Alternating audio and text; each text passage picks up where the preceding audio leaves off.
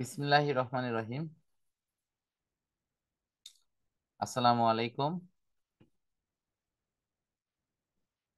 আমরা বিদ্যুতের ওপর যে বেসিক আলোচনা করছি, এটা তার তৃতীয় সেশন। আমরা এই সেশনে দেখব যে মূলত বিদ্যুৎ কি নীতিতে কিভাবে তার প্রাথমিক যে ধর্মগুলো সে ধারণ করে এবং সেটি স্যার আমাদের। আমি মাঝখানে একটু বের হয়ে গেছিলাম স্যার, ভুল করে। ওই যে ওই লিভ মিনিকে টাচ পড়ে গেছিল আমার। ও ওকে আচ্ছা, স্যার, 30 সেকেন্ডের মতো হবে। সমস্যা নাই, আমি সে তথ্যগুলো শেয়ার করেছি, তুমি দেখে নাও।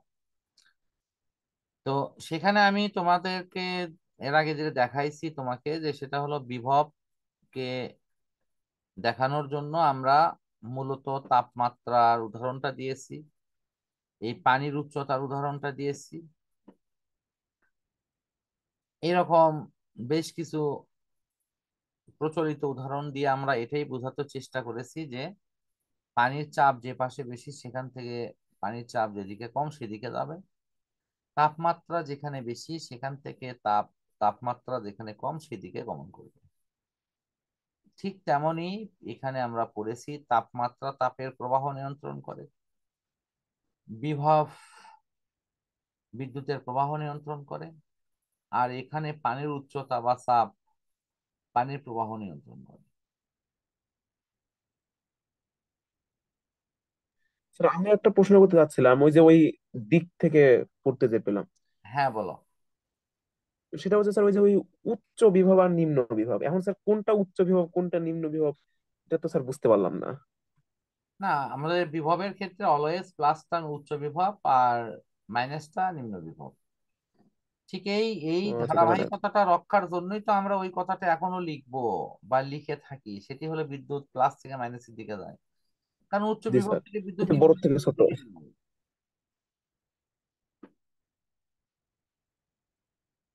ঠিক আছে, বিদ্যুৎ তো উচ্চ বিভব জি থেকে স্যার। নিম্ন বিভবের দিকেই যাবে।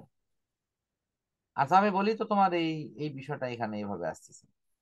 যাই হোক, আহ এখন আমরা দেখব যে আসলে তোমার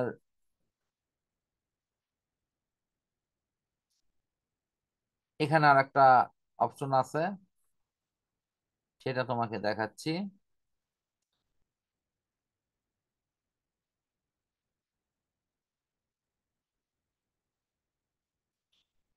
চলো তড়িৎ।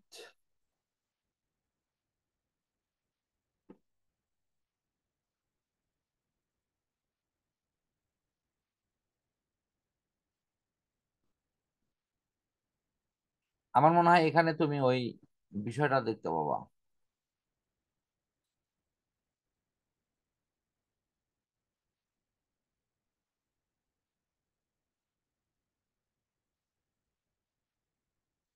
এবং এই জায়গাতেও কিন্তু তুমি ওই ওই কথাগুলোর প্রতিধ্বনি কিন্তু খুঁজে পাবা।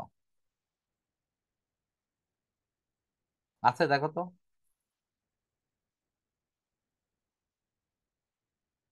আচ্ছা, একটু দেখছি। হ্যাঁ, একটু চোখ বুলিয়ে নিলেই হবে, বাট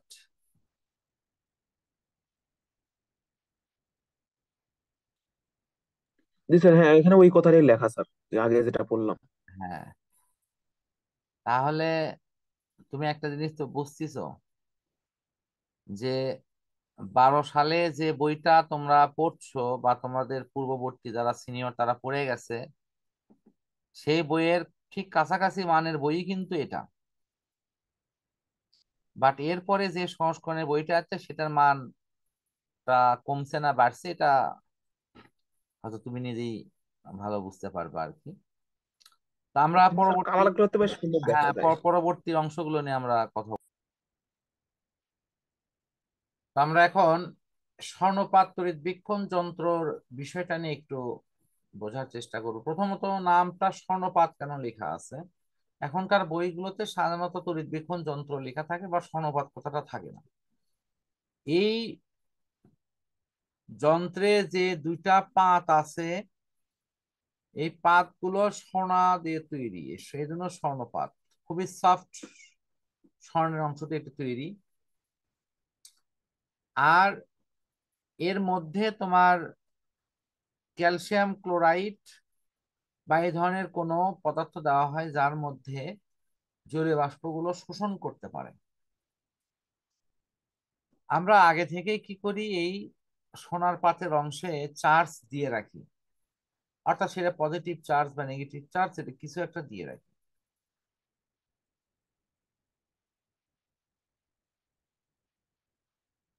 এখন দেখো এই স্বর্ণপাত বীক্ষণ যন্ত্রের, যদি আমি একটু স্ক্রিপ্টটা এখানে এঁকে দেখাই, এটা এরকম হবে।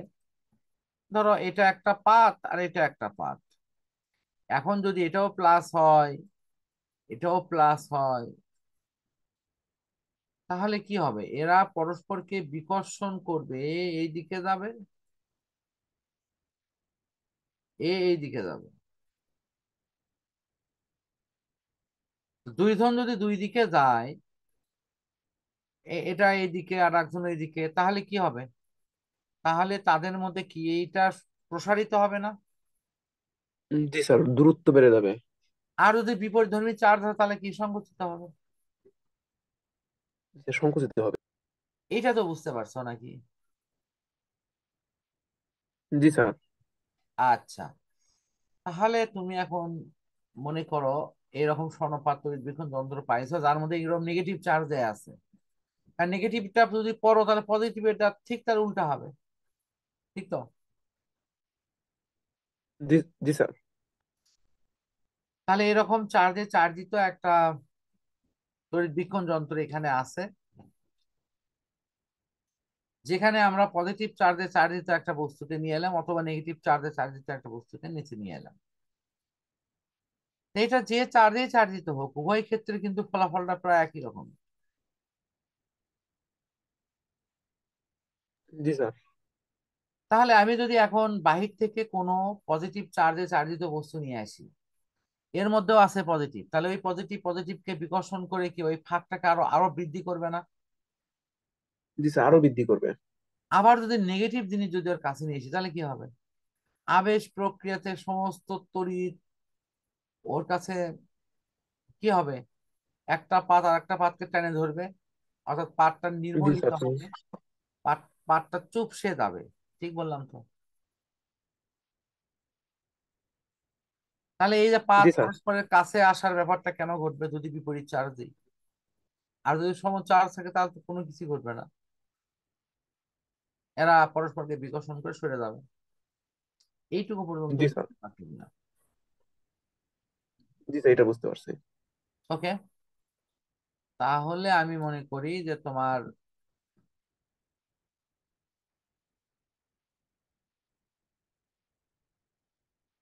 এখন দেখো আমাদের আজকের যেটা এই পড়ার প্রায় শেষ পড়া আর কি, এই ছকটার দিকে তোমার দৃষ্টি নিবদ্ধ করতে বলবো। তড়িৎবীক্ষণ যন্ত্র প্লাস চার্জে চার্জিত, পরীক্ষণীয় বস্তু প্লাস, তাহলে কি ওই প্লাসে প্লাসে বিকর্ষণ করে কি ওই হারের অংশটা ফাঁকা জায়গাটা বৃদ্ধি হবে। বৃদ্ধি হবে না? দূর হয়ে যাবে। ইয়েস। জি স্যার। এই ভাই এই কথাগুলো এখানে গুছে গুছে লেখা আছে। তাহলে মাইনাস হলে কি হবে? হ্রাস পাবে।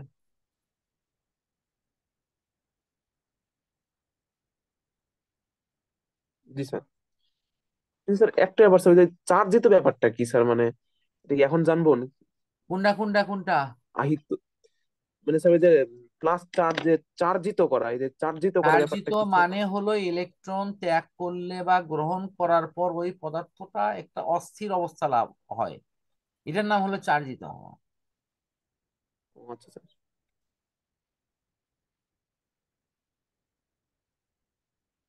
তাহলে এই ছকে যা দেওয়া আছে, আমার বিশ্বাস যে ছকের সমস্ত তথ্যগুলো তুমি মেন্টালি একটু ফ্রেশ অবস্থান থেকে বুঝে নিও, দেখবে এভরিথিং ওকে, এবং এখান থেকে তুমি একটা ভালো তথ্য কিন্তু অর্জন করতে পারছো, যে প্লাস প্লাসকে বিকর্ষণ করে ফাঁক বৃদ্ধি হয়, প্লাস মাইনাসকে আকর্ষণ করে ফাঁক হ্রাস হয়, এই জাতীয় তথ্য। জি স্যার, কিন্তু লাস্টেরটা স্যার একটু অন্যরকম, যে প্লাস বা মাইনাস। কি দেওয়া আছে বলো তো? অনাহিত বস্তু। অনাহিত বস্তুর কাছে প্লাস নিয়ে গেলে মাইনাস আবেশিত হবে, মাইনাস নিয়ে গেলে প্লাস আবেশিত হবে। উভয় ক্ষেত্রেই তো তোমার এই যে ফাঁক বৃদ্ধি হ্রাস যাই পাক সেটা পাবে।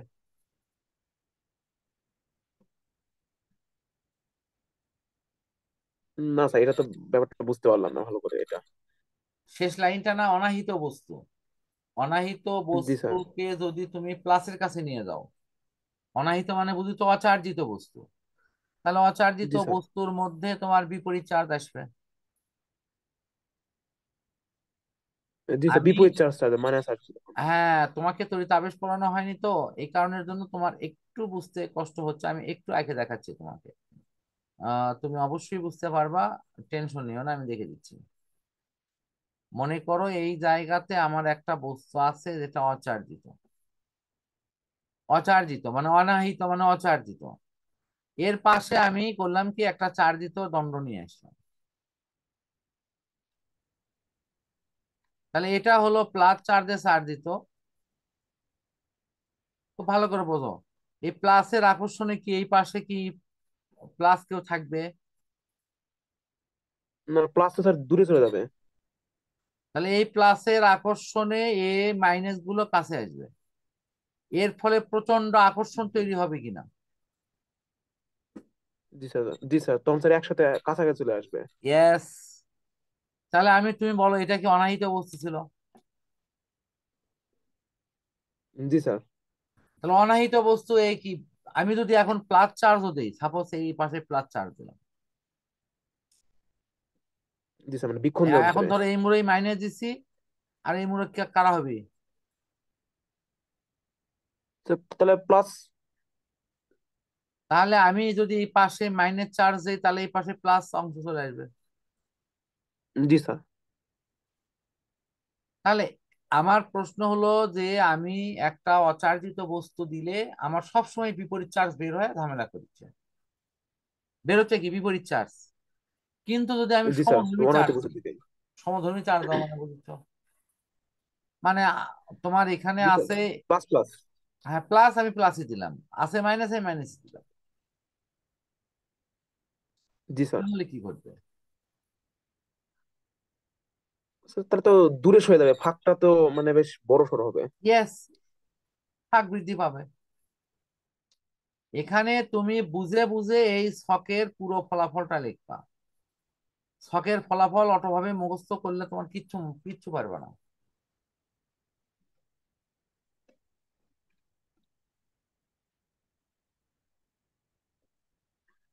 জি স্যার। তাহলে আমাদের এই ছক পর্যন্ত আজকের পড়া থাকবে। আমরা সামনের দিন তড়িৎ আবেশ থেকে ইনশাল্লাহ শুরু করব। তো আজকের পড়ার মধ্যে যদি কোনো প্রশ্ন থাকে তুমি প্রশ্ন করতে পারো। না স্যার, আজকে আর কোনো প্রশ্ন নেই আমার। ওকে ফাইন, তাহলে আজকে আমরা এই অংশটা আপাতভাবে ক্লোজ করছি। আল্লাহ হাফেজ।